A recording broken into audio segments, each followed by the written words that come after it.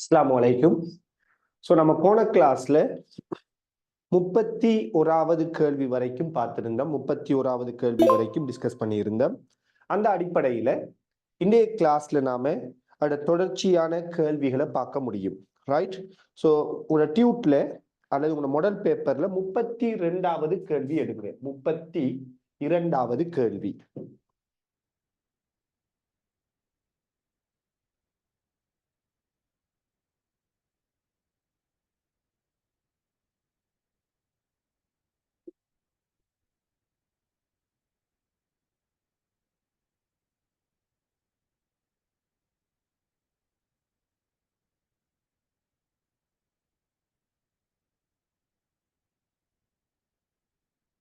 Right.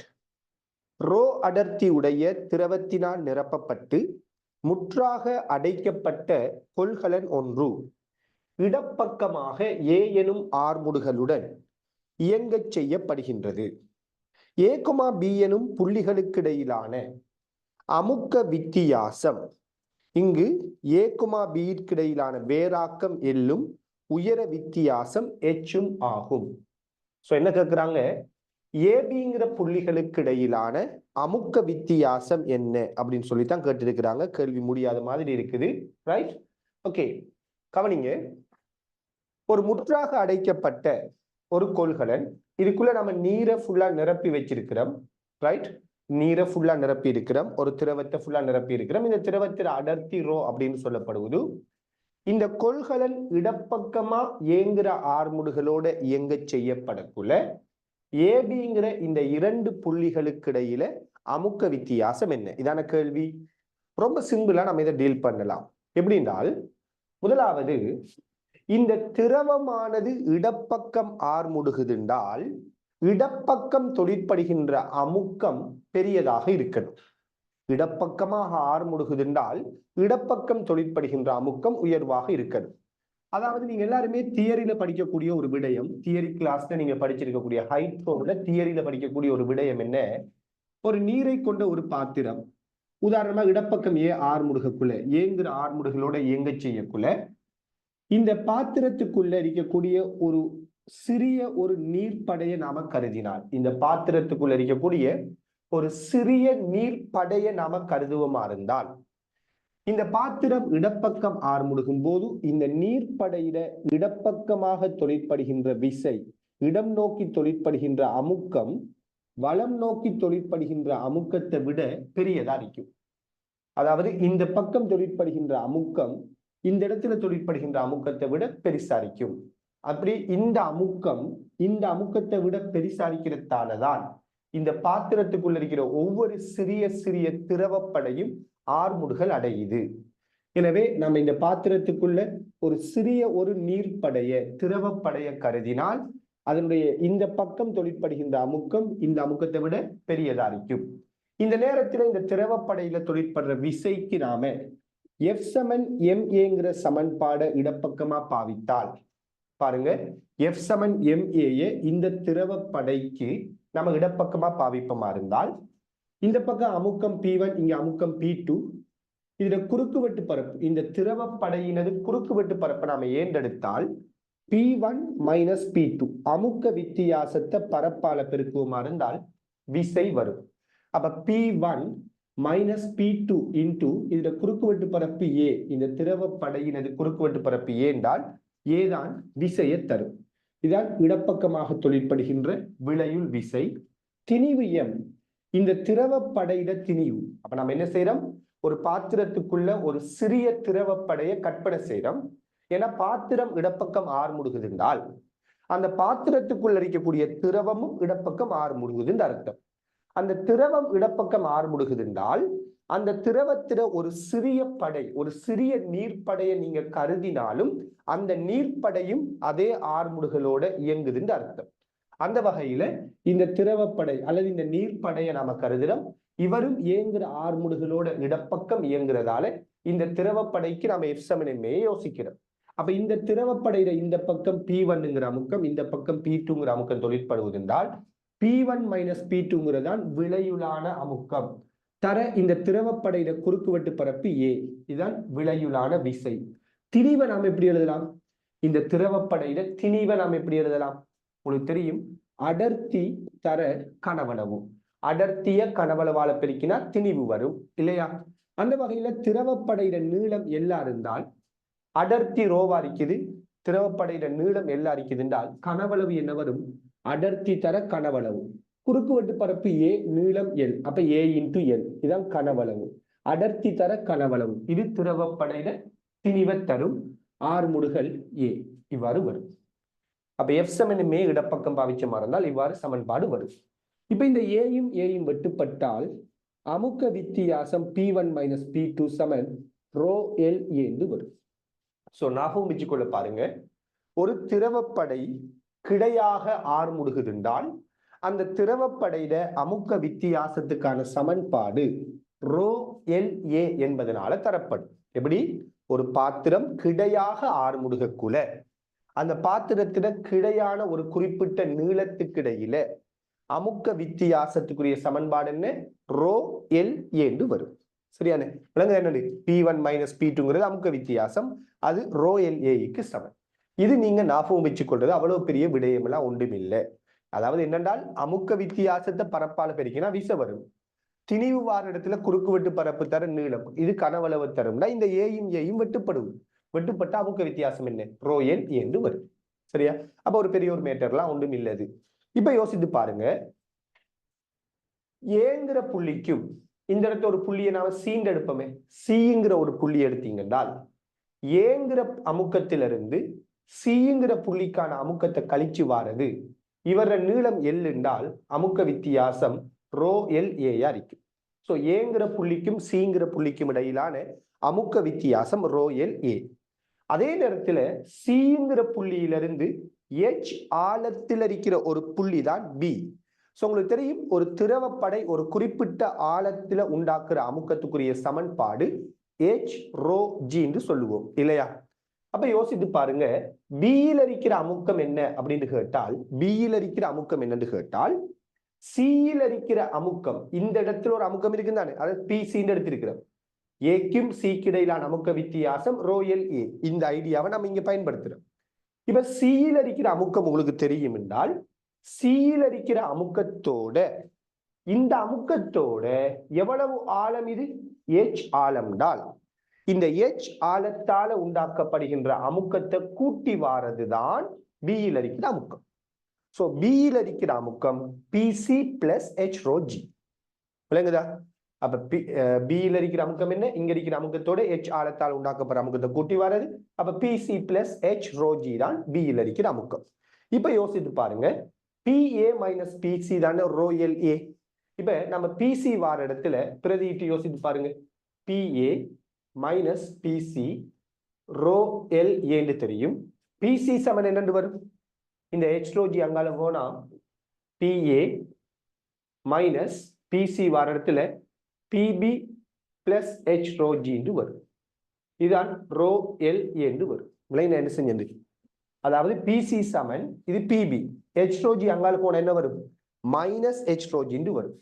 அப்ப minus PC தானே, அப்ப மைனஸ் பிசி வர இடத்துல PB minus H rho G போட்டேன். போடக்குள்ள மைனஸ் PB இந்த வருவது, minus into minus plus H rho G வருது. சோ இதுல இருந்து ஃபைனலா PA மைனஸ் PB சமன் rho L A. H rho G அங்கால வந்தால் மைனஸ் H ரோ ஜி வரும். சோ ஏக்கும் பிக்கு இடையிலான அமுக்க வித்தியாசம் என்ன அப்படின்னு பாத்தீங்களா இருந்தால் rho L A minus H rho G வரணும். அப்ப இந்த கேள்விக்கு பொருத்தமான விட 4வது விடையாக இருக்கும். சரியா? பொருத்தமான விட 4வது. விளங்குதா? அப்ப சிம்பிளான ஒரு கேள்விதான், பெரிய அளவுல என்ன செய்ய தேவையில்லை, குழம்பிக் கொள்ள வேண்டிய அவசியம்லாம் ஒன்றும் இல்லை. அப்ப நீங்க எப்பயுமே இந்த கேள்வியிலிருந்து எடுத்துக்கொள்ளக்கூடிய படிப்பினை என்ன அப்படின்னு பாத்தீங்கன்னா, இந்த கேள்வி மூலமா நீங்க எடுக்கிற படிப்பினை என்னென்றால், ஒரு பாத்திரம் கிடை ஆர்முடுகுதென்றால் ஒரு குறிப்பிட்ட கிடை நீளத்தின் வழியே அமுக்க வித்தியாசத்துக்கு சமன்பாடு ரோ எல் ஏ. இதை நீங்க ஞாபகம் வச்சுக் கொள்ளுங்க, உங்களுக்கு ஒரு பிரயோசனமான ஒரு விடயம் இது. ரைட்? அப்ப இங்க அமுக்க வித்தியாசம் ரோ எல் ஏன்னு தெரியும், இந்த அமுக்க வித்தியாசம் H ரோ ஜி. அப்ப சிக்கு பிக்கு இடையிலான அமுக்க வித்தியாசம் H ரோ ஜி. அப்ப நம்ம இந்த சி வார இடத்துல பியை கொண்டு போய் பிரதியிடுறோம். ரைட்? பிரதியிட்டமா இருந்தால் rho L A minus H rho G வரும். சரியானே? ரைட். இப்ப நாம அடுத்து 33வது கேள்விக்கு வருவோம். 33வது கேள்வி.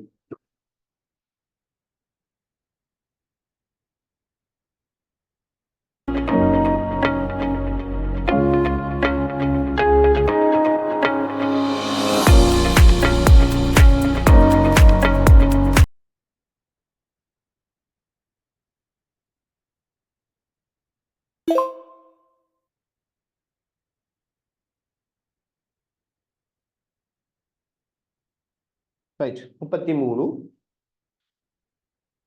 ஏ நீளமான ஒரு முனை திறந்த குழாயில் உள்ள வழியும் பி நீளமான இருமுனை திறந்த குழாயில் உள்ள வழியும் அடிப்படை வகையில் அதிர்கையில் அவற்றின் அதிர்வெண் F ஆகும். இவ்விரு குழாயும் அவற்றின் அதிர்வெண் F ஆகும். இவ்விரு குழாயும் முனைக்கு முனை இணைக்கப்பட்டு A+B நீளமான ஒரு முனை மூடிய குழாய் ஆக்கப்படுகின்றது. இச்சேர்மான குழாயில் உள்ள வழி அடிப்படை வகையில் அதிர்கையில் அதன் அதிர்வெண் யாது? சோ பாருங்க, ரொம்ப சிம்பிளான ஒரு கேள்வி. ஏங்கிற ஒரு முனை திறந்த குழாய், அப்ப ஒரு முனை மூடிய குழாயின் அர்த்தம் இல்லையா? சோ ஏ நீளமான ஒரு முனை மூடிய குழாயும் பி நீளமான இரு முனைகளும் திறந்த குழாயும் ஒரே அதிர்வெண், அதோட அடிப்படை அதிர்வெண் சமனாக இருக்குதாம். அதாவது இவங்க ரெண்டு பேரும் எஃப்ங்கிற அடிப்படை மீடிரன்ல தொழிற்பட்டு கொண்டிருக்குதாம். இந்த நேரத்துல இந்த ரெண்டு குழாயையும் ஒன்றாக இணைத்த, இந்த இரண்டு குழாய்களையும் ஒன்றாக இணைத்த A+B நீளமான குழாயிட அடிப்படை என்ன, அடிப்படை மீடிரன் என்ன அப்படின்னு கேட்கிறாங்க. சோ பாருங்க, ரொம்ப சிம்பிளா விஷயத்தை முடிக்கக்கூடிய ஒரு கேள்வி இது. முதலாவது, இங்க இந்த இரண்டு குழாய்களுக்கும் அடிப்படை மீடிரன் சமன் என்று சொல்றாங்க இல்லையா? ரெண்டுக்குமே அடிப்படை மீடிரன் என்ன? சமன். ரெண்டு பேர்ற வேகமும் என்ன? சமன். இந்த இரண்டு குழாய்களுக்குள்ள வழியில அந்த உருவாகிற அந்த அலையிட வேகம் என்ன? சமன். ஏன்னா ஒரே வெப்பநிலை, ஒரே வழி, ஒரே நிபந்தனைகள் அப்ளை ஆகுது. ஏன்னா வழியில நெட்டாங்கு அலையிட வேகத்துக்கு சமன்பாடு தெரியும், கேமா RT M. அப்ப அந்த வகையில வெப்பநிலையோ எந்த கணியமும் இங்க மாறலண்டா வேகம் மாறல. அப்ப இந்த ரெண்டு குழாய்க்கும் வேகம் சமன். இந்த ரெண்டு குழாயோட அடிப்படை மீடிரனும் சமன். ஆக நம்ம என்ன சொல்லலாம்னா, இந்த ரெண்டு குழாயில உருவாகிற அலை நீளமும் சமனாத்தான் இருக்கிறது. சொல்லலாமா இல்லையா? சோ இந்த கேள்வியில தரவு வச்சுக்கொண்டு நம்ம ஃபர்ஸ்ட்டுக்கு எடுக்கக்கூடிய ஒரு டிசிஷன் என்னென்றால், இவங்க ரெண்டு பேருக்கு அலை நீளம் சமனா இருக்கும் என்றால் V சமன், ரெண்டு ஒரே வழியில தான் இருக்குது, ரைட்? மீடிரன் சமன், அப்ப அலை நீளம் என்ன? சமன் தான். இதுவும் சமன், இதுவும் சமன், அப்ப லம்டா சமன். அலை நீளம் சமனா இருக்குது அப்படின்னு தெரிஞ்சிட்டா, இப்ப நாம இவர் அடிப்படையை யோசிப்போம். இந்த ஒரு முனை மூடிய குழாயிட அடிப்படையிட வடிவம் எப்படி வரும்? ஒரு முனை மூடிய குழாயிட அடிப்படை இவ்வாறான அமைப்புல வரும் இல்லையா? ஒரு கணுவும் ஒரு முரண் கணுவும் வரும். இரு முனைகளும் திறந்த ஒரு குழாய் எடுத்தீங்க என்றால் இவர் அடிப்படை எப்படி வரும்? இப்படி வரும். இதுதான் இவர் அடிப்படை. நல்லா யோசித்து பாருங்க, இந்த ரெண்டு அலைகளோட அலை நீளமும் சமன் இல்லையா? ரெண்டு அலைகளோட அலை நீளமும் சமன் தானே? ஏன்னா ரெண்டுக்கும் வியும் எஃப் சமன் சொல்லிட்டோம். அப்ப இந்த நீளம்தான் ஏயா இருக்குது என்றால் இவ்வளவு நீளம் அதே ஏ தானே. ஏன்னா ரெண்டுக்கும் அலை நீளம் சமன் தான். ஒரு அலைங்கிறது தானே. ஒரு நின்ற அலையை யோசித்தீங்கன்னா இவ்வளவு ஒரு அலை. ஒரு நின்ற அலையை பொறுத்தவரையில இவ்வளவு தான் நம்ம லம்டான்னு சொல்லுவோம். இது லம்டான்னு சொன்னா இவ்வளவு நம்ம லம்டா பை 2 சொல்லுவோம், இவ்வளவு நம்ம லம்டா பை 4 சொல்லுவோம். அப்ப இவங்க ரெண்டு பேருக்கு அலை நீளம் சமன்டா இந்த நீளமும் இந்த நீளமும் சமன். இப்ப யோசித்து பாருங்க, இது ஏண்டா இது ஏ, அப்ப இதுவும் ஏ. அப்ப நம்ம என்ன சொல்லலாம்? இந்த பி என்னத்துக்கு சமன்? 2ஏக்கு சமன். இதை நம்ம ரொம்ப வேகமா கண்டுபிடிச்சிருக்கலாம். விளங்கப்படுத்தவர்கள் இப்படி கீறி கொண்டு இருந்தாலும் நீங்க ஃபாஸ்டா உண்மை என்ன செய்யலாம், இதை நீங்க டிசைட் பண்ணிருக்கலாம். இதோட வடிவம் தெரியும் தானே நமக்கு. ஒரு மூடிய குழாயில உருவாகிற நின்றாலை, இருமுனைகளின் திறந்த குழாயில உருவாகிற நின்றாலை, ரெண்டுமே அடிப்படையில அது இருந்தால் அடிப்படை இவ்வாறு வரணும். அப்ப மீடிரன் அலைநீளம் சமனா இருக்குது என்றால் அப்ப இந்த நீளம் ஏண்டா அதே நீளம் தான் இது அரிக்கிறது. இது ஏ, ஏன்னா இந்த துண்டு தான் இது. அப்ப இது ஏண்டா மொத்த நீளம் 2a. இப்ப யோசித்து பாருங்க, இது ஒரு முனை மூடிய குழாய், இவரது நீளம் என்ன வரும்? A+B. சோ இவ்வளவும் 2a, இது a. அப்ப b 2aக்கு சமன். இது a, இது 2a. அப்ப 3a வரும். அப்ப இந்த அலையிட நீளம் என்ன? 3a இருக்கு.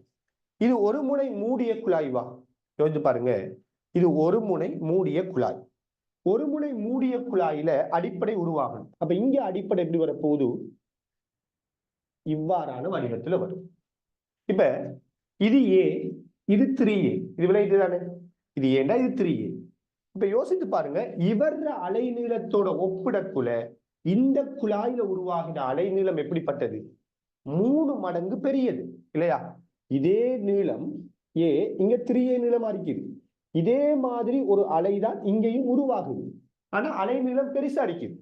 எந்த அளவுக்கு பெருசா அடிக்குது? இது ஏண்டா இது 3a அடிக்குது. அப்ப 3 மடங்கு அலை நீளம் பெருசா அடிக்குது.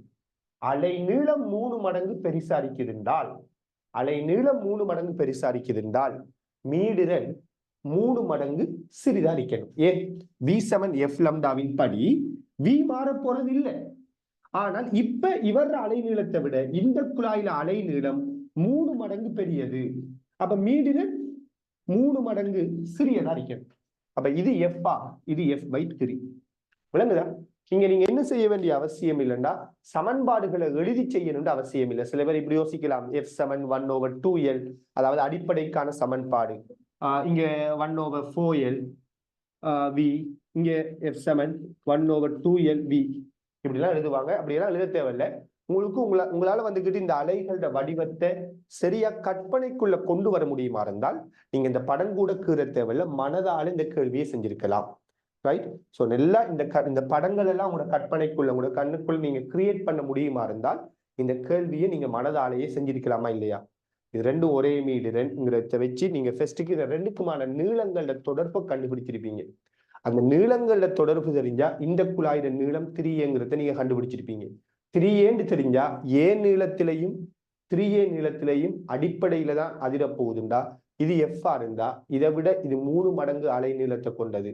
அப்ப இது அலை நீளம் 3 மடங்கு அரிக்குதுண்டா மீடுத 3 மடங்கு சிறியதா அரிக்கணும். அப்ப f/3 அரிக்கணும்.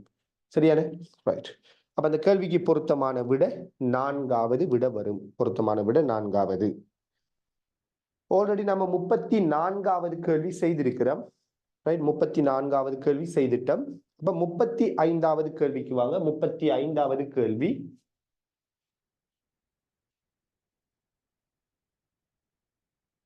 யாருக்கும் எதுவும் பிரச்சனைகள் இருந்தால் உங்களுக்கு தெரியும், அந்த டவுட் கிளியரன்ஸுக்குரிய வாட்ஸ்அப் இருக்குது. அந்த வாட்ஸ்அப்புக்கு நீங்க என்ன செய்யுங்க, உங்களோட டவுட்ஸை வந்துக்கிட்டு போட்டு விடுங்க. ஏன்னா நான் வந்துட்டு இது ஓவராலா நீங்க எல்லாருமே தியரி படிச்சிருக்கிறீங்கிற அடிப்படையில மேலோட்டமாக தியரிகளை சொல்லி கொண்டுதான் போறோமே தவிர, ரைட், முழுமையாக அதை பேசிக்கொண்டிருக்கல. ரைட்? அதுக்கு வேறையா நம்ம ரிவிஷன் கிளாஸ் செஞ்சுட்டு இருக்கிறோம் இல்லையா? தியரிக்குரிய ரிவிஷன் கிளாஸ் போயிட்டு இருக்குது. வேவ்ஸ் எல்லாம் நம்ம ஆல்ரெடி பார்த்துட்டோம். ரைட்? அப்படி இருந்தும் உங்களுக்கு யாருக்கும் எதுவும் பிரச்சனை இருந்தா நீங்க வாட்ஸ்அப்புக்கு டவுட்டுக்குரிய வாட்ஸ்அப் நம்பருக்கு நீங்க அனுப்பி விட்டீங்கன்னா சரி. ரைட். இப்ப 35வது கேள்வி.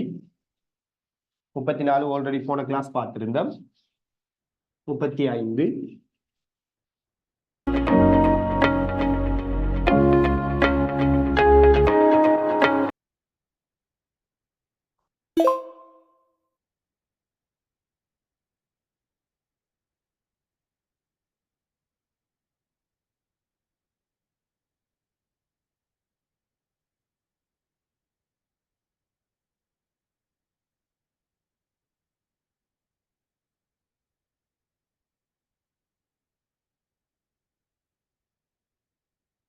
ஓகே. பெரிய குறுக்குவெட்டு பரப்பை உடைய தாங்கி ஒன்றினுள் ரோ அடர்த்தி உடைய திரவம் உள்ளதுடன் ஏ பரப்புடைய இரு துளைகள் XY ஆனது H உயர வித்தியாசத்தில் எதிர் எதிர் பக்கங்களில் உள்ளது. ரைட். தாங்கியானது ஒப்பமான கிடை மேற்பரப்பில் உள்ளது எனின் தாங்கியை சமநிலையில் பேணுவதற்கான கிடை விசை யாது? தாங்கியை சமநிலையில் பேணுவதற்கான கிடை விசை யாது? இதுதான் கேள்வி. ஸோ சம்திங் டிஃப்ரெண்டான ஒரு கேள்வி உண்டு.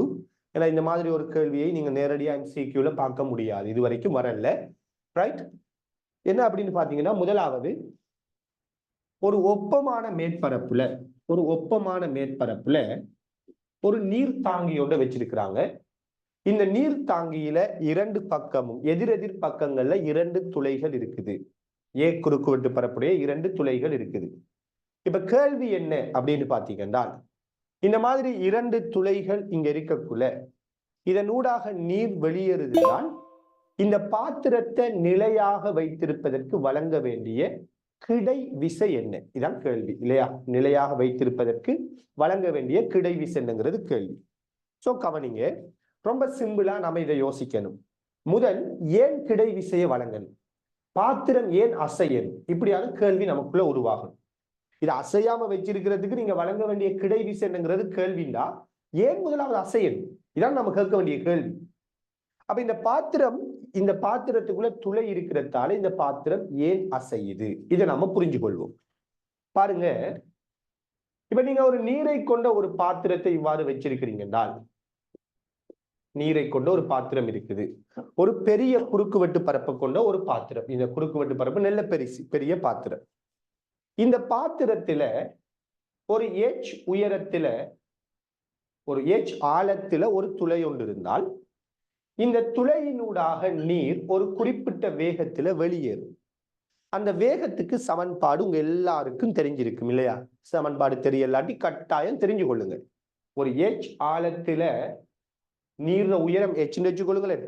இந்த H ஆழத்துல இந்த துளையினூடாக வெளியேறுகின்ற நீரினது வேகம், திரவத்திர வேகத்துக்கு சமன்பாடு V √2gh என்று சொல்லுவோம். இதான் இந்த துளையினூடாக வெளியேறுகின்ற நீரின் வேகம், நீர கதிக்கான சமன்பாடு. சரியா? எப்ப பெரிய குறுக்குவெட்டு பரப்பை கொண்ட ஒரு பாத்திரமா இருந்தால். 2007ஆம் ஆண்டு என்ன செஞ்சிருப்பாங்கன்னு பாத்தீங்கன்னா, ஒரு MCQ கேள்வியில நான் நினைக்கிற மாதிரி 41 சம்திங், அந்த கேள்வியில வந்துட்டு என்ன செஞ்சிருப்பாங்கன்னா, இந்த குறுக்குவெட்டு பரப்புக்கு ஒரு பருமனை தந்து கேள்வியை கேட்டிருப்பாங்க. இதுல குறுக்குவெட்டு பரப்பையும் இந்த துளையிட குறுக்குவெட்டு பரப்பையும் தந்து வேகத்துக்கு சமன்பாடு கேட்டிருப்பாங்க. அது 2007ஆம் ஆண்டு வந்து ஒரு கேள்வி ஒன்று இருக்குது.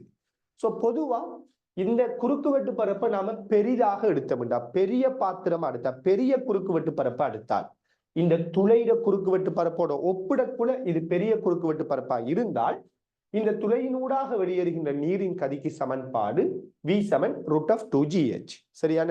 உங்களுக்கு தேவைன்னா 2007ஆம் ஆண்டு அந்த பேப்பரை, அந்த MCQ செக் பண்ணி பாருங்க. ரைட், அது பேனுலியின் சமன்பாடு வச்சு செய்யற ஒரு கேள்வி. இந்த சமன்பாடு கூட எங்க இருந்து நிறுவப்பட்டது? பேனுலியின் சமன்பாட்டிலிருந்து நிறுவப்பட்ட ஒரு விடயம் தான். சரியானே? சோ நம்ம இன்னும் மெக்கானிக்ஸை பொறுத்தவரையில மெக்கானிக்ஸ்ல ஒரு ரிவிஷன் அப்படியே பேலன்ஸ்ல இருக்குது. அதாவது ஹைட்ரோவுக்குரிய ரிவிஷன் பேலன்ஸ்ல இருக்குது. அப்படி அந்த மெக்கானிக்ஸ்ல ஹைட்ரோவில் உங்களுக்கு கிளியர் இல்லைன்னா அந்த ரிவிஷன்ல நீங்க இன்ஷால்லா என்ன செய்து கொள்ளலாம், அந்த விடயத்தை கெச் பண்ணி கொள்ளலாம். அப்ப ஹைட்ரோ ரிவிஷன்ல நாம இந்த சமன்பாடு எப்படி வந்திக்கு, அதே மாதிரி இதுக்கு முதல் நாம கிடை பாத்திரத்துல கிடையாக தொழிற்பெற அமுக்க வித்தியாசம், இது தொடர்பான தியரி எல்லாத்தையும் நாம ரிவிஷன் செஞ்சு கொள்ள முடியும். சரி, ரைட். இப்ப வாருங்க. அப்ப இது வெளியேறுகின்ற வேகம் V √2gh கண்டுட்டு தானே. யோசித்து பாருங்க, எந்த ஒரு தாக்கத்திற்கும் சமனும் எதிருமான மறுதாக்கம் உண்டு. எந்த ஒரு தாக்கத்திற்கும் சமனும் எதிருமான மறுதாக்கம் உண்டு. இப்ப இந்த நீரானது இந்த துளையினூடாக Vங்கிற வேகத்தோட வெளியில தள்ளப்படுவது, வெளியில பாயுதுண்டால், இந்த நீர் மீது இந்த திசையில ஒரு விசை தொழிற்படுவதுன்னு அர்த்தம். ஏன்? ஓய்வுல, இந்த பாத்திரத்துக்குள்ள ஓய்வுல இருந்த நீர் வெளியில தள்ளப்படுவது. அப்ப இந்த நீர் மீது ஒரு விசை தொழிற்படுவது.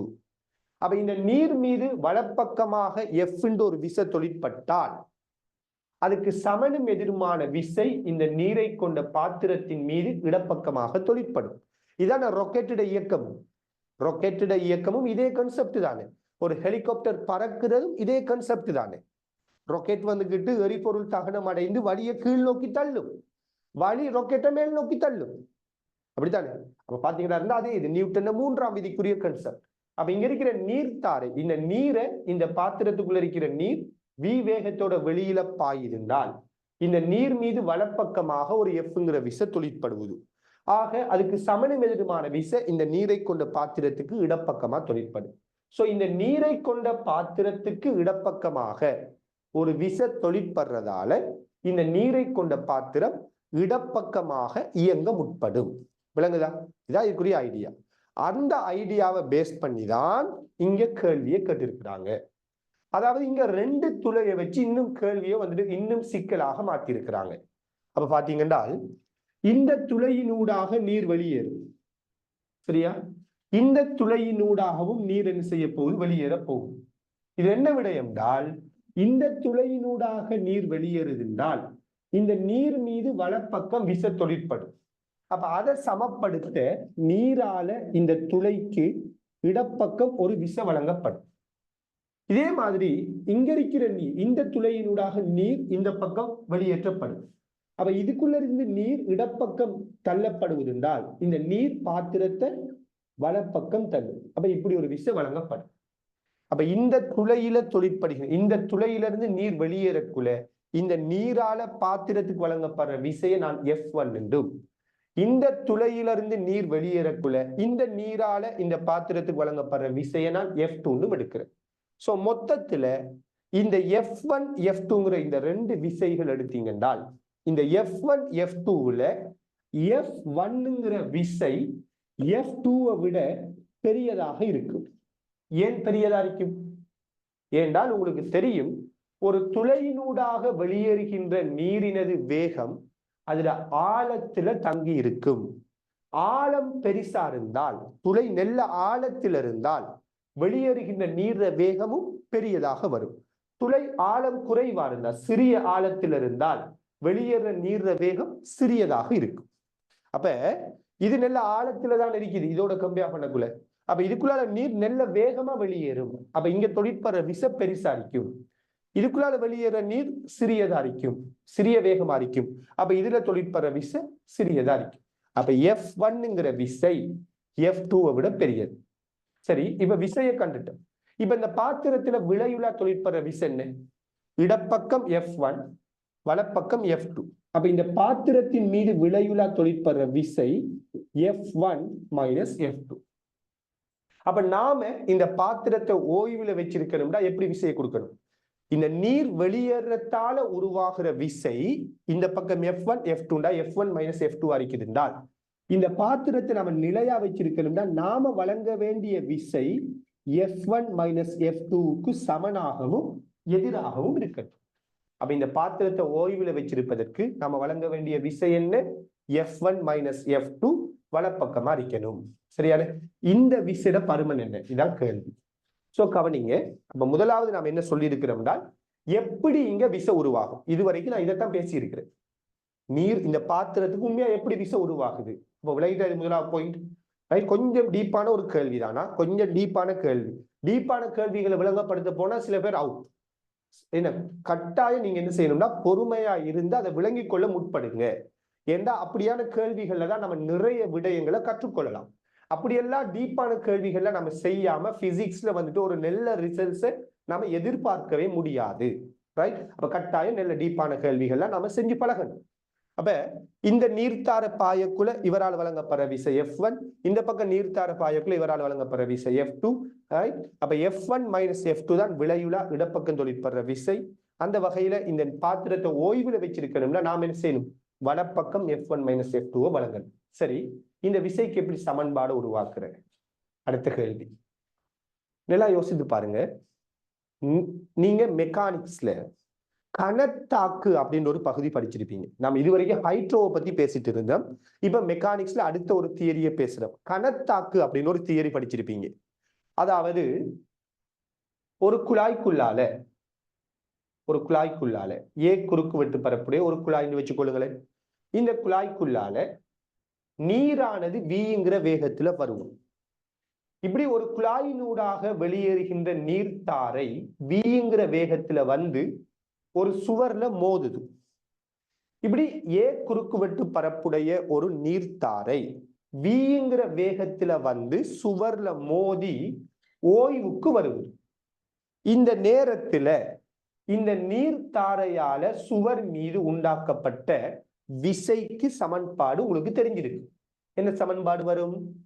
நீர்த்தாரையில குறுக்குவெட்டு பரப்பு ஏ, அது சுவர் மீது வீங்கிற வேகத்துல வந்து மோதி ஓய்வுக்கு வருவதென்றால் அந்த நேரத்துல இந்த நீர்த்தாரையால சுவருக்கு உண்டாக்கப்படுற விசை F சமன் ரோ ஏ வி வர்க்கம் என்று வரும். தெரியுமா இல்லையா? தெரியலாட்டி தெரிஞ்சு வச்சுக்கொள்ளுங்க. ரைட்? தெரியலாட்டி இந்த தியரி என்னன்னு தேடி படிங்க. ரைட், விட்டுட்டு போவாங்க. இதெல்லாம் முக்கியமான தியரிகள் ரைட். இதுல நிறுவலை நான் இப்ப செய்து காட்டல, ஏன்னா நம்ம இந்த கேள்வி மட்டும் தான் செய்யலாம் இன்னைக்கு ரைட். அப்ப விங்கிற வேகத்துல வர நீர்த்தார சுவர்ல மோதி ஓய்வுக்கு வருகுது. அப்ப தொழிற்படுற விசை எஃப் என்ன அறிக்கும்? ரோ ஏ வி வர்க்கமா இருக்கும். சரியானே? இந்த சமன்பாடு தெரிஞ்சு வச்சுக்கொள்வோம். ஓய்வுக்கு வந்தா ரோ ஏ வி வர்க்கம் என்று வரும். இப்ப இந்த நீர்த்தாரையால சுவருக்கு உண்டாக்கப்படுற விசை தெரியும் என்றால் இதே சமன்பாடைத்தான் நாம இங்க அப்ளை பண்ண போறோம். எப்படி? இப்ப இந்த துளையினூடாக வெளியேறுகின்ற நீர் வேகத்தை நான் V1 என்று சொல்றேன்.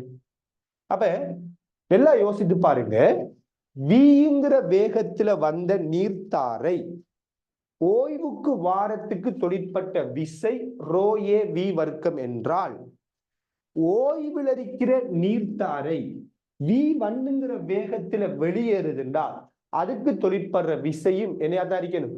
இதே சமன்பாடு ரோ ஏ வி வர்க்கமா தான் இருக்கணும்.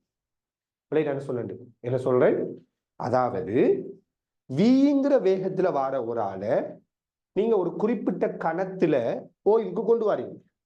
இதுக்கு நீங்க இங்க தொழிற்படுற விசையும் விங்கிற வேகத்துல வந்து ஓய்வுக்கு வரும் போது தொழிற்படுற விசையும் ஓய்வில் இருக்கிற ஒரு ஆளை விங்கிற வேகத்துக்கு கொண்டு வரதுக்கு வழங்குகின்ற விசையும் எப்படிதான் இருக்கும்? சமனாத்தான் இருக்கும். ஏண்டா ரெண்டு டைம்லையும் வேக மாற்றம் சமன். அப்ப விசை சமனாத்தான் வரும். ஏன்னா தொடர்ச்சியா வேகம் மாறிக்கொண்டே இருக்குது ரைட். அப்ப பாருங்க, இந்த நீர்த்தாரை V1ங்கிற வேகத்துல வழங்கப்படும் இயங்குகின்றால் இதன் மீது தொழிற்படுகின்ற விசைக்கு சமன்பாடு ரோ ஏ V1 வர்க்கம். அதே மாதிரி இந்த நீர்த்தாரை வெளியேறுகின்ற இந்த துளையினூடாக நீர் வெளியேறுகின்ற வேகம் V2 உண்டால் இதன் மீது தொழிற்படுகின்ற விசைக்கு சமன்பாடு ரோ ஏ V2 வர்க்கம். எனவே பாருங்க, இந்த பாத்திரத்தின் மீது வழங்க வேண்டிய விசைக்கான சமன்பாடு F1 மைனஸ் F2. F1 என்னதுக்கு சமன்? இதுக்குள்ள வெளியேற வேகம் V1 என்றால் ரோ ஏ V1 வர்க்கம். இதுக்குள்ள வெளியேற நீர்த்தாரையிட வேகம் V2 என்றால் இங்க தொழிற்படுற விசைக்கு சமன்பாடு ரோ ஏ V2 வர்க்கம். இப்படி வரும். இப்ப நாம ரோ ஏ பொதுவா எடுத்தால் V1 வர்க்கம் மைனஸ் V2 வர்க்கம் என்று வரும். இப்ப நாம V1 வர்க்கம் மைனஸ் V2 வர்க்கம் என்ன அப்படிங்கிறத கண்டுபிடிச்சாச்சு. V1 என்ன நமக்கு தான் தெரியும். இந்த இரண்டு துளைகளுக்கு இடையிலான உயரம் h அப்படின்னு சொல்றாங்க இல்லையா? இந்த இரண்டு துளைகளுக்கு இடையிலான உயர வித்தியாசம் என்ன? h. நாம இந்த நீர் மட்டத்திலிருந்து முதலாவது துளையிட உயரத்தை உதாரணத்துக்கு கேபிட்டல் H என்று எடுப்போமே. நீர் மட்டத்திலிருந்து முதலாவது மேலுக்கு இருக்கிற துளையிட உயரத்தை கேபிட்டல் H என்று எடுத்தால் V2 சமன் என்ன வரும்? வர்க்கமூலம் 2G கேபிட்டல் H என்று வரும். அப்படிதானே? இதோட ஆழம் என்ன? Capital H. அப்ப வர்க்கமூலம் 2GH. V1 என்ன வரும்? வர்க்கமூலம் 2G. இவர ஆழம் என்ன? இந்த துளையிட ஆழம் என்ன? இவ்வளவு கேபிட்டல் H, இவ்வளவு ஸ்மால் h. அப்ப 2G capital H plus small h என்று வரும். இப்படி வரும். இப்ப யோசித்து பாருங்க, V1 வர்க்கமூலம் 2G capital H plus small h இண்டா V1 வர்க்கம் என்ன வரும்? V1 வர்க்கம் என்ன வரும்? 2G capital H plus small h. V2 வர்க்கம் என்ன வந்திருக்கும்? 2G கேபிட்டல் H என்று வந்திருக்கு. இப்ப யோசிங்க, rho A V1 வர்க்கம்ங்கிறது 2G capital H plus small h. V2 வர்க்கம்ங்கிறது 2G capital H. V2 வர்க்கமுள்ள 2GH வர்க்கம் என்ன? 2GH என்று வரும். அப்ப இது 2G கேபிட்டல் H, இவர் 2G capital H plus small h. இப்ப 2G இதுல இருந்து இதை நாம கழிச்சோம் என்றால் 2G capital H 2G capital H கழிப்படும். கழிப்பட்டா என்ன வரும்? 2G ஸ்மால் h என்று வரும். எனவே வழங்கப்பட வேண்டிய விசைக்கான சமன்பாடு என்ன அப்படின்னு பாத்தீங்கன்னா 2 ரோ ஏ ஜி h என்று வரும். சோ இந்த பாத்திரத்தின் மீது வழங்கப்படுற விசைக்கு சமன்பாடு 2 ரோ ஏ ஜி h ஆக இருக்கும். அப்ப எத்தனாவது விடை வரும்? இந்த கேள்விக்கு பொருத்தமான விடை இரண்டாவது விடையாக வரும். சரியான பொருத்தமான விடை இரண்டாவது. சோ கொஞ்சம் வேலை கூடின ஒரு கேள்வி, ஆனா நிறைய தியரிகளை நாம இங்க செய்யறோம், அப்ளை பண்ணிருக்கிறோம். அப்ப சரியா புரிஞ்சு கொள்ளுங்க. முதலாவது நீர்த்தாரையால ஒரு விசை வழங்கப்படுங்கிற ஒரு விடயத்தை கண்டுபிடிச்சோம். ரெண்டாவது அந்த விசைக்குரிய சமன்பாடை கணத்தாக்குங்கிற பாடத்திலிருந்து நம்ம கற்றுக்கொள்றோம். அப்ப விசைக்கான சமன்பாடு ρA v வர்க்கம். அப்ப இங்க இருந்து கேள்விக்குரிய சமன்பாடுகளை நம்ம எழுத ஆரம்பிக்கிறோம். அப்ப பாத்தீங்கன்னா இங்க வெளியேற நீர் வேகம் v1 இந்த இடத்துல துளையில நீரால பாத்திரத்துக்கு வழங்கப்படுற விசை ρA v1 வர்க்கம். இங்க வெளியேற நீர் வேகம் v2 இந்த நீரால பாத்திரத்துக்கு வழங்கப்படுற விசை சமன்பாடு ρA v2 வர்க்கம். ρA பொதுவா இருக்கிற v1 வர்க்கம் மைனஸ் v2 வர்க்கம் என்று வரும். இங்க வெளியேறுகின்ற நீர் வேகம் v2க்கு சமன்பாடு எடுத்தா இவர் ஆழம் capital H root of 2g capital H. இவர் ஆழம் கேபிட்டல் H பிளஸ் ஸ்மால் ஹெச்ங்கிறதால இவர வேகம் root of 2g capital H plus small h. அப்ப இதுல வர்க்கத்திலிருந்து இதுல வர்க்கத்தை கழிக்கிற 2gh என்று வரும். இப்ப விட இரண்டாவதாக இருக்கும். சரி, கொஞ்சம் வேலைதான். டைம் இதை திருப்பி யோசித்து பாருங்க, இது பிரச்சனை இருந்தா யாருக்கும். அடுத்து நாம 36வது கேள்விக்கு வருவோம். 36வது கேள்வி.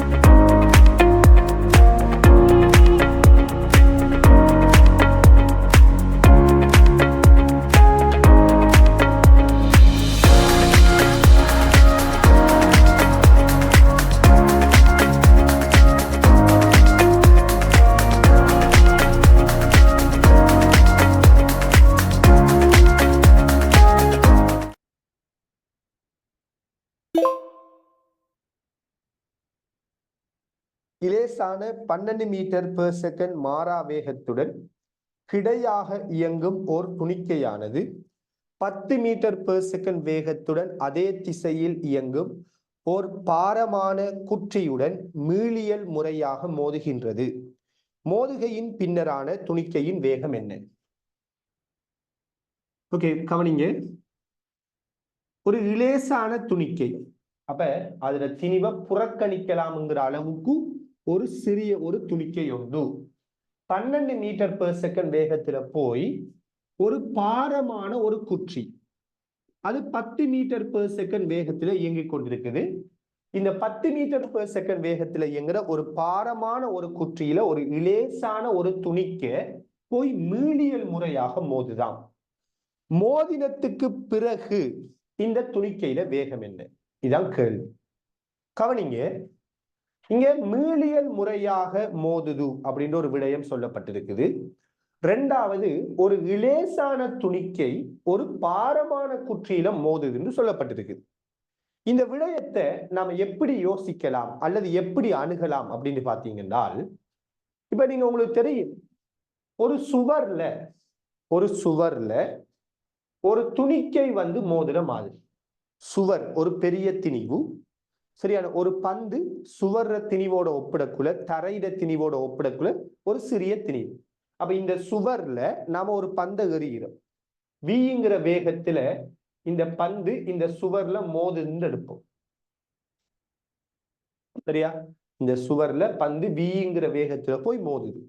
மோதினால் திருப்பி இது பட்டு தெரிக்கிற வேகம் என்ன அரிக்கும்? பட்டு தெரிக்கிற வேகமும் அதே வியாகத்தான் இருக்கும். ஏண்டால் இது ஒரு மீளியல் மோதுகைன்னு சொல்றாங்க. சோ மீளியல் மோதுகையா இருந்தால் உங்களுக்கு தெரியும், நீங்க இந்த ஃபார் எக்ஸாம்பிள் எங்க நேர்கோட்டு இயக்கத்துல, அதாவது புவியீர்ப்பின் கீழான இயக்கம் அல்லது நேர்கோட்டு வரைவுகள்ல இந்த மாதிரி ஒரு விடயத்தை பயன்படுத்தியிருப்பீங்க. மீளியல், பூரண மீளியல் அப்படியான டேர்ம்ஸை யூஸ் பண்ணுவோம். அதாவது தரையில ஒரு பொருள் விங்கிற வேகத்துல வந்து மோதும். அது ஒரு பூரண மீளியல் மோதுகைண்டா தரையில மோதுற வேகமும் பட்டு தெரிக்கிற வேகமும் எப்படி இருக்கும்? சமனா இருக்கும்னு படிக்கிறோமா இல்லையா? அதே ஐடியா. அப்ப இது விங்கிற வேகத்துல மோதினா பட்டு தெரிக்கிற வேகமே என்ன? வி தான். சோ இதே மாதிரி யோசிங்க. இது ஒரு பாரமான ஒரு திணிவுல ரொம்பவும் இலேசான ஒரு திணிவு போய் மோதுகின்றால், மீளியல் முறையாக மோதுகின்றால், இந்த பாரமான குட்டி சார்பா இவர் மோதுகின்ற வேகமும் பட்டு தெரிக்கின்ற வேகமும் சமனான பருமனா இருக்கணும். அதாவது இவர் 12 மீட்டர் பெர் செகண்ட்ல போறாரு, இவர் 10 மீட்டர் பெர் செகண்ட்ல போறாரு என்றால், சரியா? பாருங்க, இவர் 12 மீட்டர் பெர் செகண்ட், இவர் 10 மீட்டர் பெர் செகண்ட்ல போறாரு என்றால், இவர் இந்த சுவர் இந்த பாரமான இந்த குற்றியில போய் மோதுகின்ற வேகத்தை எடுத்தீங்களா இருந்தால், பாரமான குற்றி சார்பாக இவர் வேகம் 2 மீட்டர் பெர் செகண்டா இருக்கும் இல்லையா? அதாவது இந்த குற்றி ஓய்வில் இருக்கிற மாதிரி நீங்க கருதினீங்க என்றால் சார்பு இயக்கத்தை யோசிக்கிறேன். இந்த சுவர் ஓய்வுல தான் இருந்துச்சு. ஓய்வில் இருக்கிற சுவர்ல வீங்கிற வேகத்துல மோதினா பட்டு தெரிக்கிற வேகம் வீண்டு சொல்றது தானே. அப்ப சுவர் ஓய்வில் இருந்த மாதிரி இந்த பாரமான இந்த குற்றிய ஓய்வில் இருக்கிற மாதிரி நாம கருதுவோம். அதாவது சார்பு இயக்கத்தை கருதுவோம். அப்படி இந்த குற்றி ஓய்வில் இருக்கிறதாக கருதினால் இந்த துணிக்கையிட வேகம் எவ்வளவா மாறும்? சார்பு வேகம் 2 மீட்டர் பெர் செகண்டா மாறும். எனவே இந்த குற்றியில இந்த துணிக்கை போய் மோதுகின்ற வேகம் 2 மீட்டர் பெர் செகண்ட் சொல்லலாம். எப்படி? சார்பு இயக்கத்தின் படி. இப்ப உடனே சில பேருக்கு ஒரு டவுட் வரும், எப்படி 2 விடெடுத்தீங்க அப்படின்னு ஒரு யோசனை வரும் இல்லையா? எல்லாம் புரிஞ்சு கொள்ளுங்க. அடிக்கடி நான் தியரி கிளாஸ்ல தியரி ரிவிஷன்ல வந்துட்டு நான் சொல்லி இருந்தேன், சார்பு வேகத்தை பொறுத்தவரையில ஒரே திசையில வேகம் இருந்தால் சார்பு வேகத்துக்கு கழிச்சு விட்டீங்கன்னா சரி. ஒன்றுக்கொண்டு எதிர் திசையில இருந்தால் சார்பு வேகத்துக்கான கூட்டி விட்டீங்கன்னா சரி. அப்ப இது ஒரே திசையில தான் இருக்குது. அப்ப ஒன்றுல இருந்து ஒன்றை கழிச்சு விடுங்களேன். இது 12, இது 10, கழிச்சு விட்டா என்ன வரும்? 2. அப்ப இந்த குட்டி சார்பா இந்த துணிக்கையிட வேகம் 2. அப்ப 2 மீட்டர் பெர் செகண்ட்ல இந்த குற்றியில போய் இவர் மோதுவார். சரியா? மோதினா திருப்பி இந்த குற்றி சார்பா இவரு பட்டு தெரிக்கணும். என்ன வேகத்துல தெரிக்கணும்? குற்றி சார்பா, குற்றி ஓய்வில் இருக்கிறதாக கருதினால் அதான் சார்பு இயக்கம். குற்றி சார்பா இவர் 2 மீட்டர் பெர் செகண்ட்ல மோதினால் பட்டு தெரிக்கிற வேகம் எவ்வளவு அரிக்கணும்? குற்றி சார்பாக 2 அரிக்கணும். விங்கிற வேகத்துல மோதினா பட்டு தெரிக்கிற வேகம் விங்கிற மாதிரி. எனவே குற்றி சார்பா இவர் 2 மீட்டர் பெர் செகண்ட் வேகத்துல இயங்கணுண்டால், இடப்பக்கம் 2 மீட்டர் பெர் செகண்ட் வேகத்துல இயங்கணுண்டால் பூமி சார்பா இவர வேகம் என்ன? யோசித்து பாருங்க. இந்த குற்றியில இந்த துணிக்கை மோதுறதால இந்த குற்றிட வேகத்துல மாற்றம் வராது. அதாவது குற்றிட வேகம் மோதினத்துக்கு பிறகும் 10 தான். உண்மையாக குற்றிட வேகம் 10 தானே. இந்த துணிக்க போய் இந்த குற்றில மோதிரத்தால இந்த குற்றிட வேகம் மாறுமா? அன்னளவா மாறாது. ஏன்னா ஒரு பெரிய ஒரு திணிவுல ஒரு சின்ன ஒரு திணிவு போய் மோதுது. ரைட்? அப்ப இவரு போய் இவர்ல மோதிரத்தால இது மிகப்பெரிய ஒரு திணிவு இதோட ஒப்பிடக்குள்ள, அதனால இவர வேகம் மாறாது. அப்ப இந்த குட்டி சார்பா இவர வேகம் 2 மீட்டர் பெர் செகண்டால் உண்மையாக இந்த துணிக்கையிட வேகம் என்ன அரிக்கணும்? என்ன வரணும்? இவர் 10 அரிக்கக்குள்ள, ரைட்? குற்றி சார்பா இவர வேகம் இடப்பக்கம் 2 வருவதுண்டால் இவர வேகம் 10 அரிக்கக்குள்ள இவர வேகம் அதே திசையில 8 அறிந்திருக்கணும். அப்பதான் வித்தியாசம் என்ன வரும்? 2 வரும். அப்ப குற்றி சார்பா இவர வேகம் 2 மீட்டர் பெர் செகண்ட் வரணுமா இருந்தால் மோதினத்துக்கு பிறகு இவர வேகம் அதே திசையில 8 அறிந்திருக்கணும். யோசித்து பாருங்க. இவரு 10, இவரு 8. அப்ப குற்றி சார்பா இந்த துணிக்கையில வேகம் என்ன வரும்? இடப்பக்கம் 2 வரும். மோதிரத்துக்கு முதல் குற்றி சார்பா இந்த துணிக்கையில வேகம் என்ன? வலப்பக்கம் 2. ஏன்னா இவர் 10 அறிக்கக்குள்ள இவர் 12 இருந்தார். அப்ப வலப்பக்கம் 2. மோதினத்துக்கு பிறகு குற்றி சார்பா இவர வேகம் இடப்பக்கம் 2டா, இவர வேகம் 10 அறிக்கக்குள்ள இவர வேகம் எவ்வளவு அறிந்திருக்கணும்? 8 அறிந்திருக்கணும். அந்த வகையில் இந்த கேள்வியை நீங்க யோசித்திருந்தால் இந்த கேள்விக்கு பொருத்தமான விடை என்ன அப்படின்னு பாத்தீங்கன்னா 5வது விட வரும். 5வது விட வரும். ஆரம்ப திசையிலேயே 8 மீட்டர் பெர் செகண்ட் வேகத்தோட இயங்கும். இப்படி இந்த கேள்வியை நீங்க சார்பு வேக கோட்பாடு வச்சு செய்திருக்கலாம். சரியா? இந்த கேள்வியை நீங்க என்ன செஞ்சிருக்கலாம், சார்பு வேக கோட்பாடை வச்சு செஞ்சிருக்கலாம். அல்லது இந்த கேள்வியை செய்யறதுக்கு இன்னும் ஒரு மெத்தடும் இருக்குது. என்ன மெத்தட்? நம்ம என்ன செஞ்சோம், ரெண்டு விடயங்களை அப்ளை பண்ணிட்டோம். ஒன்று சார்பு வேக கோட்பாடு, இந்த இயக்கத்தை சார்பு இயக்கமா யோசித்தோம். சார்பு இயக்கத்திலிருந்து உண்மையான இயக்கத்தை கண்டுபிடிச்சோம். மோதிரத்துக்கு முதல், இது மோதிரத்துக்கு பிறகு. சரியானே? இப்ப இந்த கேள்வியை இன்னும் ஒரு மெத்தட் என்னத்தை சொல்றால், மீளியல் மோதுகையில ஒரு தியரி ஒன்று இருக்குது. என்ன தியரி என்றால், மீளியல் மோதுகையை பொறுத்தவரையில மோதிரத்துக்கு முதல் உள்ள அணுகு வேகமும் நெருங்குகின்ற வேகமும் மோதிரத்துக்கு பிறகு இருக்கிற விளத்துகின்ற வேகமும் சமனாக இருக்கும். சரியானே?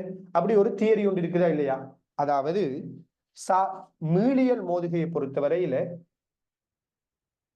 மீளியல் மோதுகையில அணுகுகின்ற வேகம், நெருங்குகின்ற வேகம், அணுகுகின்ற வேகம் விளத்துகின்ற வேகத்துக்கு சமனாக இருக்கும். மோதிரத்துக்கு முதல் ரெண்டு பேரும் நெருங்குற வேகமும் மோதிரத்துக்கு பிறகு ரெண்டு பேரும் பிரிஞ்சு போற வேகம் எப்படி இருக்கும், சமனாரிக்கும் அப்படின்னு ஒரு தியரி. சோ அந்த தியரியை நம்ம இங்க அப்ளை பண்ணி இருந்தாலும் இந்த கேள்வியை செஞ்சிருக்கலாம். எப்படி யோசித்து பாருங்க. மோதிரத்துக்கு முதல் கொஞ்சம் சிக்கல் அடிக்கலாம் சில பேருக்கு, கொஞ்சம் சரியா அவதானிச்சு கொள்ள பாருங்க. கடினமான கேள்வி செய்யக்குள்ள விட்டு விலகிறாதீங்க அந்த கேள்வியை விட்டு. அதாவது மீளியல் மோதுகையில் ஒரு தியரி இருக்குது. என்ன தியரிண்டா, அணுகுகின்ற வேகம் விளத்துகின்ற வேகத்துக்கு சமம். இப்படி ஒரு தியரி இருக்குதா இல்லையா? இருக்குது. சரியான?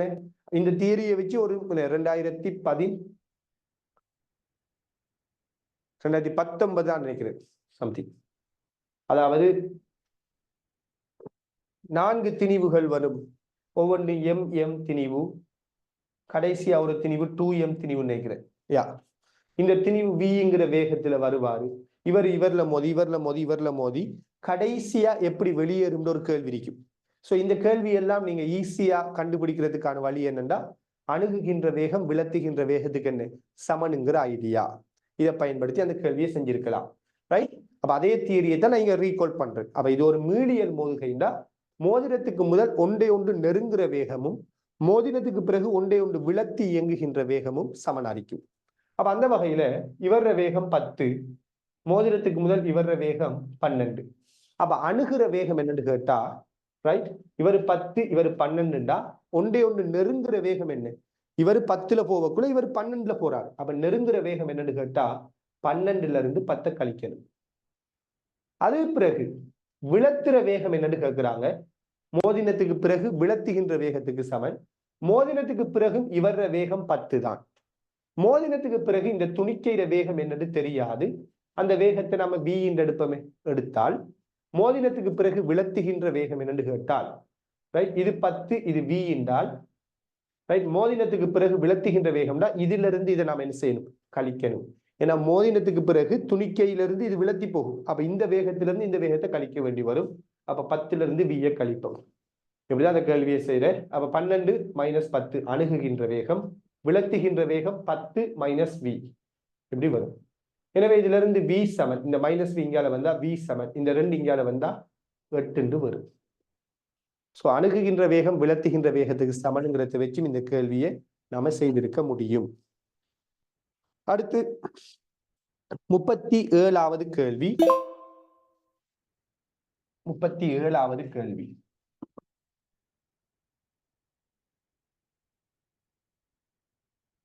எனக்கு கிளாரிட்டி இல்லை, இந்த சமன்பாடு தெரியாது அப்படின்னா கட்டாயம் வாட்ஸ்அப் பண்ணி விடுங்க என்னோட நம்பருக்கு.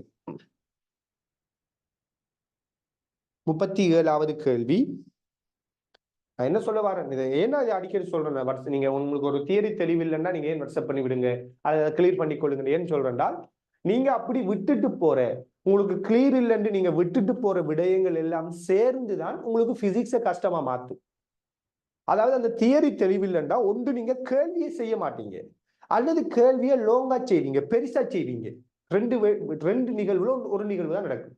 ஒன்று கேள்வியை செய்ய முடியாது, அல்லது கேள்வியை லோங்கா செய்ய ஆரம்பிச்சிருவீங்க, கூட டைம் எடுப்பீங்க, கூட டைமை வேஸ்ட் ஆக்குவீங்க. அப்ப கட்டாயம் உங்களுக்கு என்னென்ன தெளிவில்லையோ அந்தந்த விடயங்களை நோட் பண்ணி அதை கிளியர் பண்ணுங்க. அப்படி நீங்க படிக்க படிக்க படிக்கத்தான் நீங்க தேர்ச்சி பெற முடியும். சும்மா இருந்துக்கிட்டு பார்த்துக்கிட்டு விலங்கல்லையா விட்டு போட்டு போறது, அல்லது என்ன ஏரியா அது கஷ்டமா இருக்கு அப்படின்னு விட்டுட்டு போறது, இதுக்கு பிறகு இது நம்ம என்னது தெரியும் எடுக்கிறது, அல்லது இது தேவையில்லைன்னு முடிவெடுக்கிறது அப்படின்னு கொஞ்சம் பேர் முடிவெடுக்கலாம். ரைட்? இப்படியான சில விடயங்கள் வந்துட்டு உங்களுக்கு செய்யணும்னா உங்களை இன்னும் இன்னும் பின்னுக்கு கொண்டு போய் சேர்க்கும். இப்ப நீங்க இருக்கிற காலத்துக்குள்ள சரியா பிக்கப் பண்ணி எடுக்கணும்னா உங்களுக்கு என்னென்ன இடத்துல தளம்பல் ஏற்படுதோ அந்த விடயங்களை பார்த்து செய்யுங்க, சரி செஞ்சு கொள்ளுங்க. ஒரு முழு தியரியிலையும் நிறைய இடத்துல உங்களுக்கு சிக்கல் இருக்குதா, ரிவிஷனை ஒழுங்கா ஃபாலோ பண்ணுங்க. இந்த ரிவிஷன் கிளாஸ் நீங்க ஒழுங்கா ஃபாலோ பண்ணி கொண்டு வாங்க. சரியான இவ்வளவுதான் உங்களுக்கு சொல்லலாம். ரைட். ஒரு கோள மேற்பரப்பானது S1 S2 எனும் இரு மேற்பரப்புகளாக ஒரு வட்டத்தின் மூலம் பிரிக்கப்பட்டுள்ளது. ஒரு கோள மேற்பரப்பு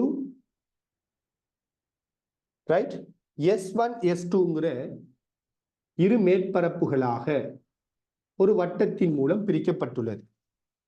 ரைட். உருவில் காட்டப்பட்டவாறு ஒரு நிலையான காந்தம் அருகில் வைக்கப்படும் போது எப்பகுதியினூடு உயர் காந்த பாயம் செல்லும்.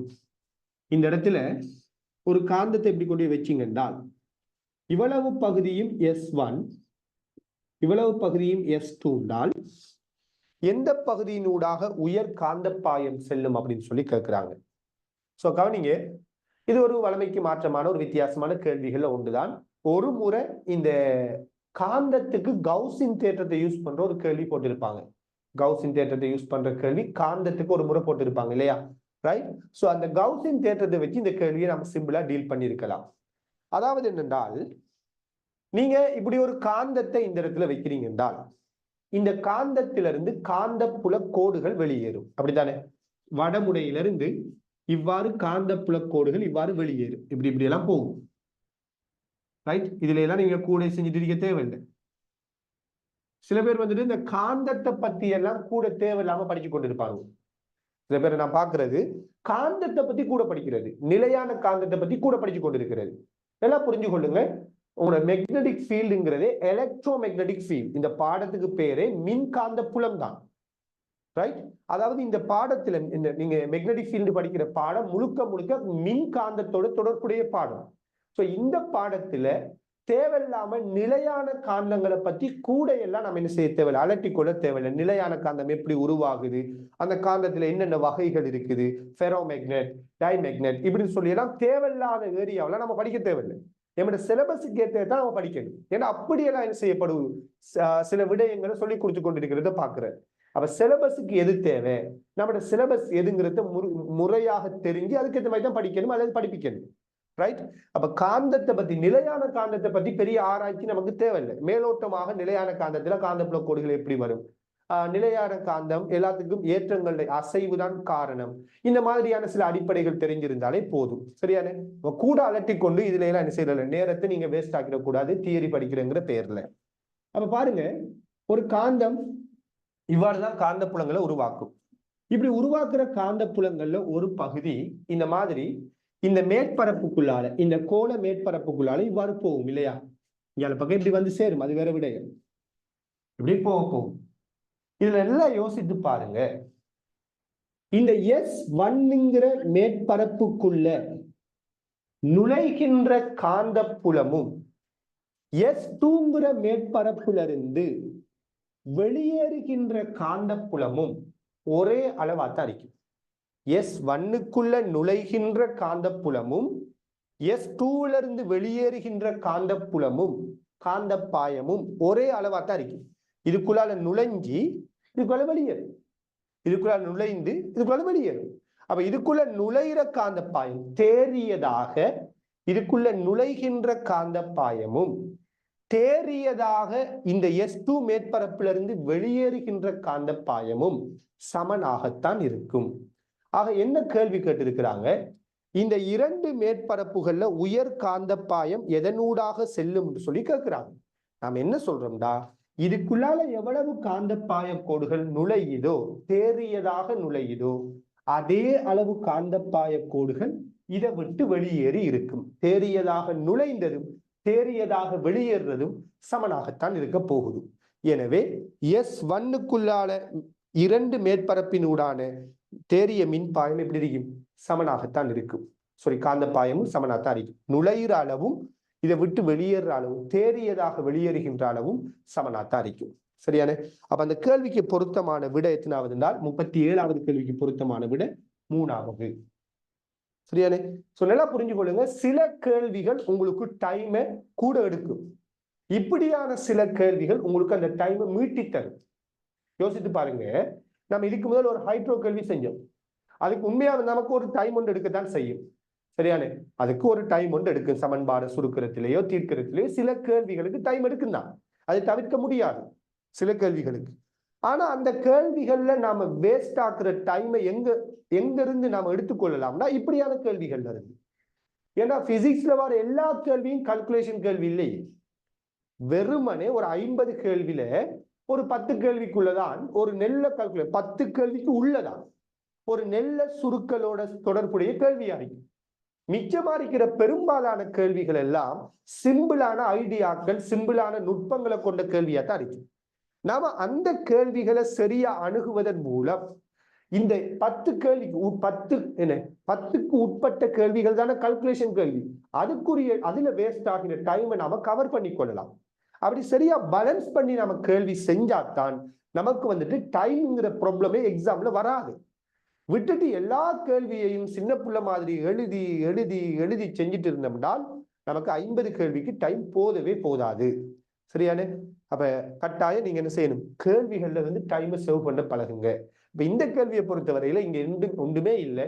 நுழையிற காந்தப்புலம் இங்கால வெளியேறித்தான் ஆகணும்னா S1க்குள்ளால போறதும் S2க்குள்ளால போறதும் என்ன அடிக்கும், சமனா இருக்கும். தேறியதாக இதுக்குள்ள நுழைந்ததும் தேறியதாக இதுக்குள்ள வெளியேறினதும் என்னதான் சமன்.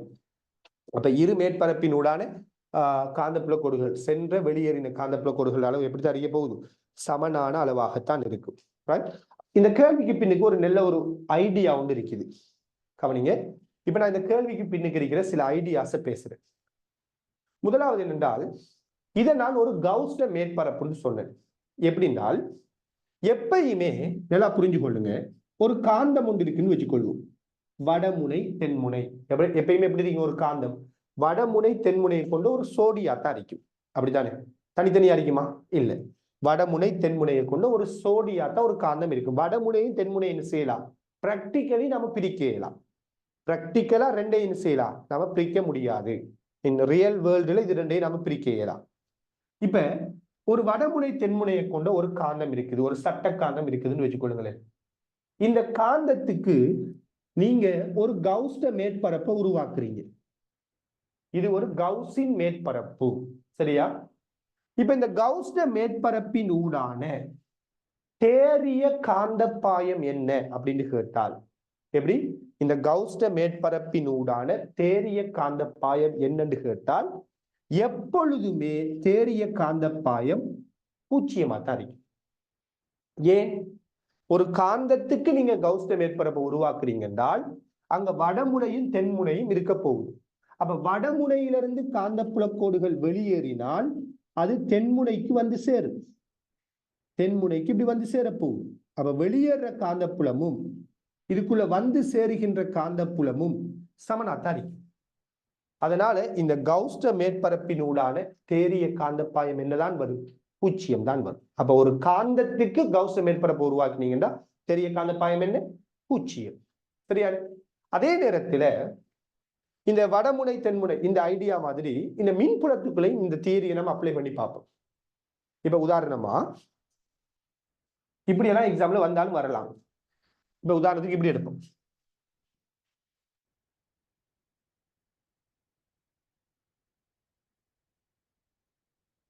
ஒரு பிளஸ் கியூ ஏற்றம் இருக்குது, ஒரு பிளஸ் கியூ ஏற்றம் ஒன்று இருக்குது.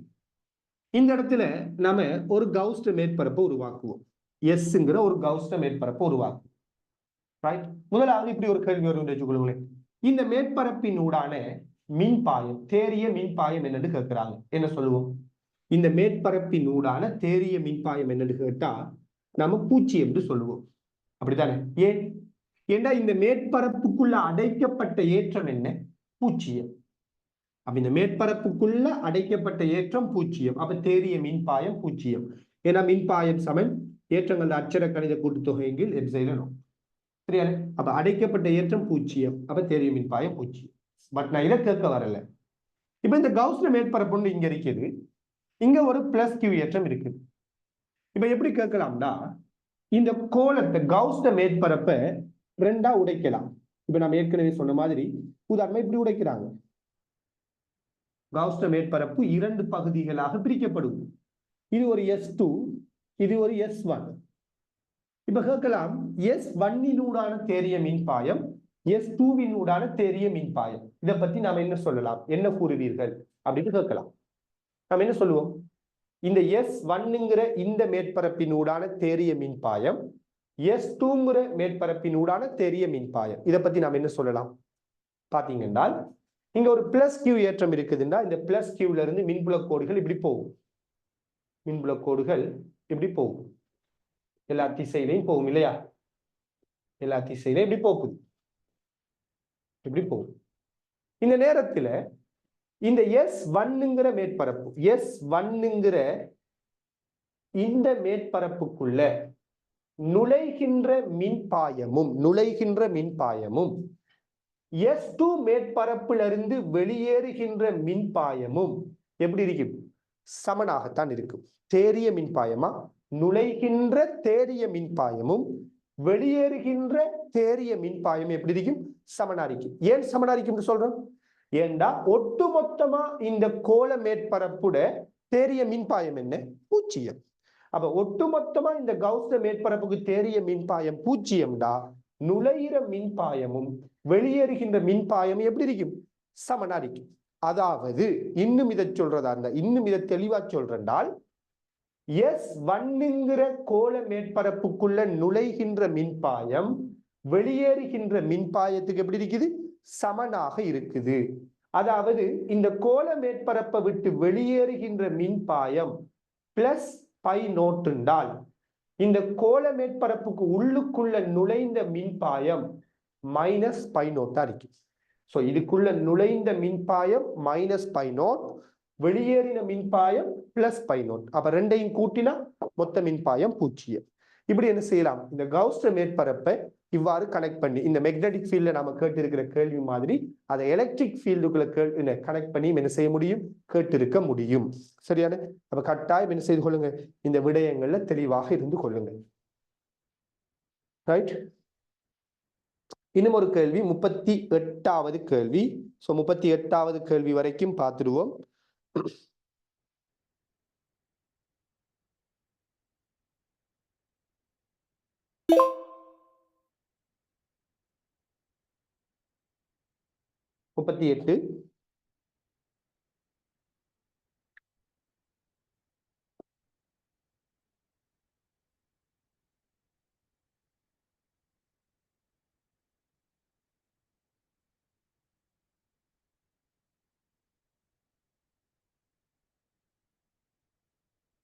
உருவில் காட்டப்பட்டுள்ளவாறு கப்பியின் மீது செல்லும் இலேசான இழையில் இரு திணிவுகள் M1 M2 தொங்கவிடப்பட்டுள்ளன.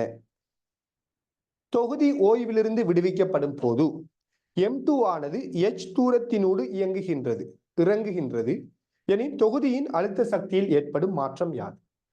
சோ பாருங்க, இலேசான இழையில M1 M2 திணிவுகள் இணைக்கப்பட்டிருக்குது. ரைட். இதுல M2 திணிவு H தூரம் கீழுக்கு இறங்குதுன்றால் தொகுதியில அழுத்த சக்தியில் ஏற்படுற மாற்றம். சின்ன ஒரு கேள்வி உண்டு, ரொம்ப சிம்பிளான ஒரு கேள்வி.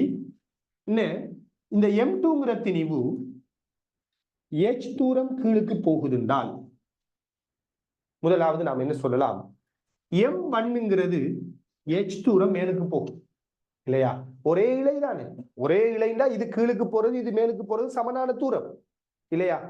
அப்ப இவரு கீழுக்கு போறது H தூரம்டா, இவர் மேலுக்கு போறதும் H தூரம் தான். இது ஒரு முதலாவது பாயிண்ட். அடுத்த விடயம் என்ன அப்படின்னு பாத்தீங்கன்னா, இந்த M2 திணிவு கீழுக்கு வந்தால், இந்த M2 திணிவு கீழுக்கு வரக்குள்ள அழுத்த சக்தி குறையும். பொதுவா பூமியில இருந்து கீழுக்கு வர நீங்க நோமலா ஒரு மெக்கானிக்ஸ் தியரியை வச்சு யோசிக்கிறீங்க என்றால், ஒரு திணிவு கீழுக்கு வர அழுத்த சக்தி என்ன செய்ய போகுது, குறைய போகுது. அப்ப M2 திணிவு கீழுக்கு H தூரம் வருவதுண்டால் அழுத்த சக்தி M2GH ஆல குறையும். அழுத்த சக்தி M2GH ஆல குறையும். அதே இது ஒரு M1 திணிவு H உயரம் மேலுக்கு போகுதுன்றால் அழுத்த சக்தி இது குறையுது. குறையிறத மைனஸ்ல எடுப்போமே, சும்மா எடுத்து பார்ப்போம். அப்ப இந்த M1 திணிவு மேலுக்கு போகுதுன்னா இந்த M1 திணிவு அழுத்த சக்தி கூடும். அப்ப என்ன வரும்? M1 GH. சோ மொத்தத்துல தொகுதியில அழுத்த சக்தியில ஏற்பட்ட மாற்றம் என்னன்னு கேட்டா, இவர் H தூரம் கீழுக்கு வந்ததால அழுத்த சக்தி குறையுது, இவர் H தூரம் மேலுக்கு போனதால் அழுத்த சக்தி கூடுது. அப்ப தொகுதியில மொத்தமா ஏற்பட்ட அழுத்த சக்தி மாற்றம் என்னன்னு கேட்டா, இந்த ரெண்டையும் கூட்டி விடுங்க. அதாவது அழுத்த சக்தியில ஏற்பட்ட குறைவு, மொத்தமா அழுத்த சக்தியில ஏற்பட்ட மாற்றம், இவர் கீழுக்கு வந்தாரு அப்ப -M2GH, இவர் மேலுக்கு போனாரு அப்ப அழுத்த சக்தி அதிகரிக்குது M1GH. இப்ப நீங்க GH பொதுவா எடுத்தா M1 - M2GH என்று வரும். இதான் அழுத்த சக்தியில ஏற்பட்ட குறைவு M1 - M2 × GH. சரியானே? அப்ப அந்த வகையில யோசித்து பாத்தீங்கன்னா M1 - M2 GH என்ற ஒரு விடையும் இல்லை. ஆனால் M2 - M1 என்று இருக்குது. எல்லாம் யோசித்து பாருங்க. இங்க அழுத்த சக்தியில ஏற்படுற மாற்றம் என்னன்னு தான் கேட்டிருக்கிறாங்க. அழுத்த சக்தியில ஏற்பட்ட அதிகரிப்பு என்ன, அழுத்த சக்தியில ஏற்பட்ட குறைவு என்னென்னலாம் கேட்கல, மாற்றம்னு கேட்கிறாங்க. அப்ப இதுல இருந்து இதை கழிச்சாலும் பிரச்சனை இல்லை நீங்க, அல்லது M2 - M1 என்று கழிச்சாலும் பிரச்சனை இல்லை. அப்ப இந்த கேள்விக்கு பொருத்தமான விடை என்ன அப்படின்னு பாத்தீங்கன்னா 4வது விடை வரும். அடுத்தது M2ல இருந்து நீங்க M1 கழிச்சாத்தான் உங்களுக்கு விட பிளஸ்ல வரும். ஏண்டா இந்த கேள்வியில M2 M1 விட எப்படிப்பட்டது பெருசு. அப்ப இதுல இருந்து இதை கழிச்சாதான் விட என்னத்துல வரும், பிளஸ்லயும் வந்து சேரும். சரியானே? அப்ப இவ்வளவு பருமனுடைய அழுத்த சக்தி உண்மையா என்ன செய்யும்டா, குறைஞ்சிருக்கும். அப்ப இந்த தொகுதிக்கு மொத்தமா அழுத்த சக்தி கூடி நிக்க குறைஞ்சிக்கா, உண்மையா இந்த தொகுதியில் அழுத்த சக்தி குறைஞ்சிருக்குது. ஏண்டா பெரிய திணிவு கீழுக்கு போகுது, சின்ன திணிவு மேலுக்கு போகுது, ரெண்டும் ஒரே தூரம் தான் கீழுக்கு மேலுக்கும் போயிருக்குது என்றால் பெரிய திணிவு கீழுக்கு போகுதுண்டா தேறியதாக அழுத்த சக்தி குறைஞ்சிருக்கு. சரியானே? அப்ப இங்க ஏற்பட்டது அழுத்த சக்தி குறைவு, அழுத்த சக்தி குறைஞ்சிருக்குது. எவ்வளவால குறைஞ்சிருக்குது என்றால் M2 - M1 GH ஆல குறைஞ்சிருக்குது. விளங்குதா?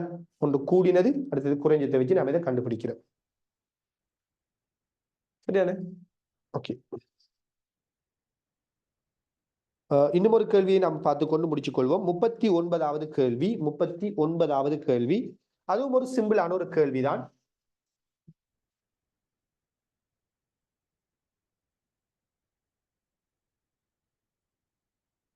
சிம்பிளான ஒரு கேள்வி உண்டு. முடிவெளி நீளமுள்ள ஓர் கம்பியினூடு ஓர் ஓட்டம் I பாய்கின்றது. கம்பியிலிருந்து தூரம் R உள்ள ஒரு புள்ளியில் காந்தப்பாய அடர்த்தி B எனின் காந்தப்பாய அடர்த்திக்கும் 1/R உள்ள மாறலை மிக நன்றாக வகை குறிக்கும் வரைபானது. சோ பாருங்க, காந்தப்பாய அடர்த்தி எப்படியாம், முடிவில் நீளமுள்ள, சரியானே? அது முடிவெளி நீளமுள்ள ஒரு கம்பியினூடு ஐங்கிற மின்னோட்டம் பாய்கிறது.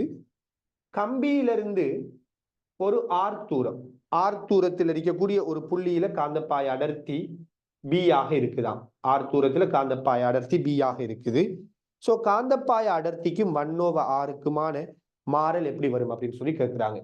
ஒரு நீண்ட நேரிய கடத்தியிலிருந்து ஒரு ஆர் தூரத்துல காந்தப்பாய அடர்த்திக்கு சமன்பாடு என்ன வரும்? ரொம்ப சிம்பிள் இல்லையா? μI/2πr என்று வரும்.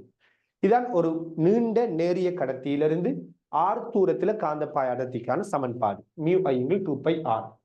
சோ இங்க தூரத்துக்கும் B-க்கும் தான் கிராஃப் கேட்கிறாங்க. சோ இங்க கரண்ட் 2πμ இதெல்லாம் என்னதான் கான்ஸ்டன்ட், மாறிலிகள்.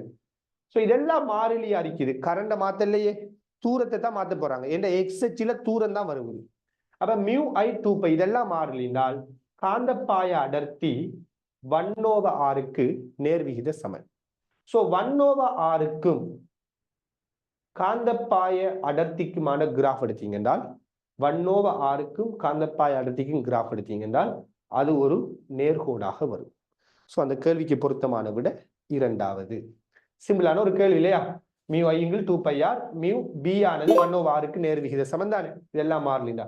அப்ப 1/R B நேர்விகித சமன்டா அது அழகான ஒரு உற்பத்தியினூடான நேர்கோடாக வரணும். பொருத்தமான விட 2வது. ரைட். 40வது கேள்வி நம்ம ஆல்ரெடி பார்த்துட்டோம் இல்லையா? 40வது கேள்வி பார்த்தோம். ஸோ மிச்ச கேள்விகளை அடுத்த கிளாஸ் அடுத்த கிளாஸ் டியூஸ்டே வரும் இல்லையா? ஸோ டியூஸ்டேக்குரிய இந்த கிளாஸ்ல இன்ஷால்லா நம்ம என்ன செய்வோம், இதில் தொடர்ச்சியான விடயங்களை நம்ம டிஸ்கஸ் பண்ணிக்கொள்வோம். அதே நேரத்தில் உங்களுக்கு சாட்டர்டே சண்டே நம்மளோட தியரி ரிவிஷன் கிளாஸ் இருக்குது. அதே போல மண்டே வந்துட்டு எக்ஸாம் டிஸ்கஷன் நடக்குது இல்லையா? இதே நம்மளோட வளமையான ஷெடியூல். அப்போ டியூஸ்டே, வெனிஸ்டே, அதே போல ஃப்ரைடே, இந்த 3 நாளும் பேப்பர் கிளாஸ் நடைபெறும், மாடல் பேப்பர் டிஸ்கஷன் நடைபெறுவது. அதே நேரத்தில் சாட்டர்டே சண்டே அந்த 2 நாளும் revision class, Monday exam weekly எக்ஸாமுக்குரிய டிஸ்கஷன், அதே டைம்ல வெனிஸ்டே நைட் உங்களுக்கு வீக்லி எக்ஸாம். சரியான இந்த ஷெடியூல சரியா ஒழுங்கா ஃபாலோ பண்ணிக்கொள்ளுங்க. ஏன்னா ஒவ்வொரு கிளாஸ்லையும் நாம என்ன செஞ்சுட்டு இருக்க தேவையில்லை, நம்மளோட டெலிகிராம் எல்லா குரூப்லையும் நாம ரிமைண்ட் பண்ணி கொண்டிருக்க வேண்டிய அவசியம் இருக்காது. அப்ப கட்டாயம் இந்த டைமை சரியா ஃபாலோ பண்ணிக்கொள்ளுங்க. ஓகே, இதோட இந்த கிளாஸ் நாம முடிச்சுக்கொள்வோம். ஜஸாக்கல்லாஹு ஹைர். அஸ்ஸலாமு அலைக்கும் வரஹ்மத்துல்லாஹி வபரகாத்துஹு. பாய்.